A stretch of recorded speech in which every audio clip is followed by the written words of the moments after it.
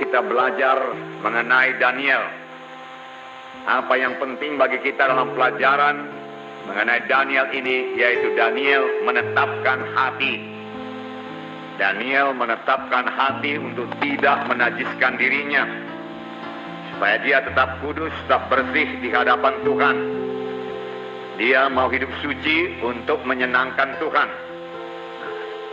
Saudaraku, banyak persamaan antara Yusuf dan Daniel. Saya katakan tadi, dua-dua mereka saudaraku ditawan pada waktu mereka masih muda. Satu ditawan ke Mesir, saudaraku, dijual sebagai budak belian, yaitu Yusuf. Tapi Daniel, saudaraku, ditawan oleh Raja Nebukadnezar dan dibawa ke Babel, saudaraku. Dua-dua, saudaraku, mendapat perlakuan yang tidak adil.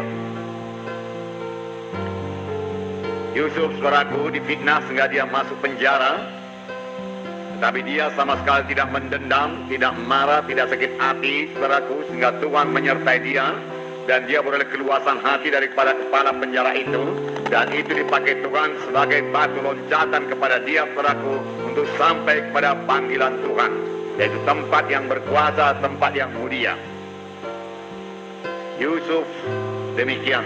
Daniel pun demikian, saudaraku. Dia ditawan ke Babel, masih muda, tidak punya apa-apa, saudaraku. Dan dia juga, saudaraku, diperlakukan tidak adil. Pada waktu dia berdoa, dia ditangkap, saudaraku, dan dimasukkan lubang singa. Tetapi dia tetap dalam perlindungan Tuhan, saudaraku. Nah, ada beberapa perkara lagi, saudaraku, di mana terdapat persamaan antara Yusuf dan Daniel. Yang paling menonjol yaitu mereka keduanya dapat menguasai dirinya, menetapkan hatinya untuk tidak berdosa. Bagaimanapun besarnya godaan datang kepadanya, dia tetap menolak dosa itu, karena dia tahu dosa itu menduka citakan Tuhan, saudaraku. Saya yakin, saudaraku, dia menolak dosa, menetapkan hati untuk tidak berdosa, bukan terutama takutnya akan akibat dosa itu, tetapi, saudaraku, karena dia tahu dosa itu sangat menduka citakan hati Tuhan. Jadi dia melihat dari segi Tuhan, bukan dari segi dirinya sendiri. Walaupun memang, saudaraku, orang yang berdosa itu selalu memperoleh akibatnya, saudaraku, tetapi saya yakin kedua orang hamba Tuhan ini, saudaraku, mau menyenangkan Tuhan. Itulah yang terutama mereka pikirkan dalam hidup mereka. Oleh sebab itu mereka menjaga diri mereka tetap suci. Tetap suci. Nah, akibatnya, saudaraku, keduanya dikarunia Tuhan dengan berkat yang luar biasa, dengan hikmat yang luar biasa. Hikmat, saudaraku, yang boleh menolong, saudaraku, Raja Mesir, Firaun pada waktu itu, saudaraku. Kemudian pada zaman Nebukadnezar, hikmat yang menolong Nebukadnezar, saudaraku. Karena mereka kedua punya hikmat dan punya pengertian dalam mengartikan mimpi. Baik, saudaraku, Yusuf, baik Daniel, saudaraku.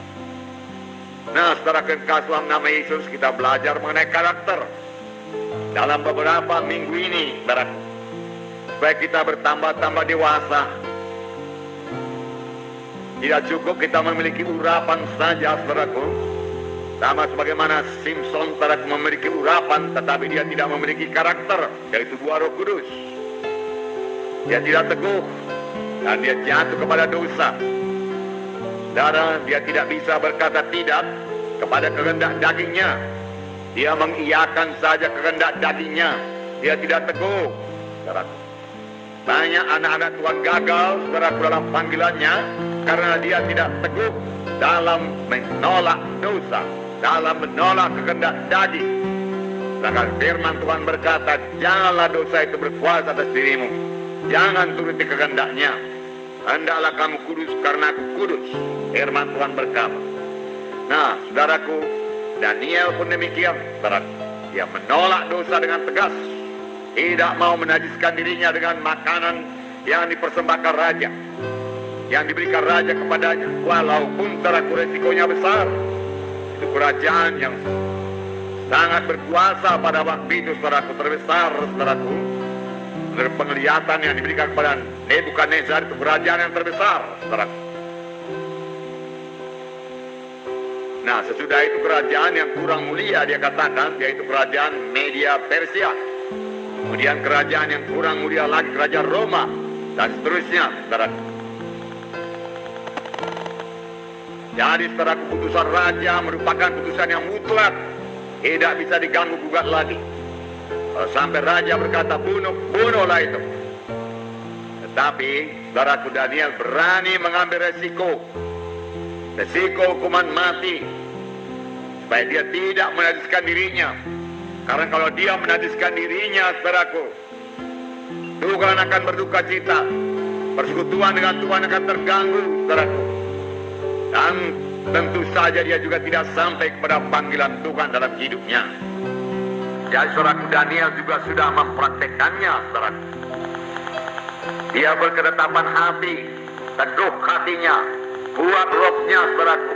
Tidak bisa dibimbangkan, saudaraku. Dia tidak ragu-ragu, saudaraku, untuk mengatakan tidak kepada makanan yang serupa itu. Hanya soal makanan, saudaraku.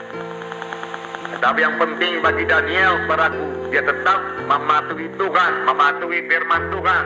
Saudara.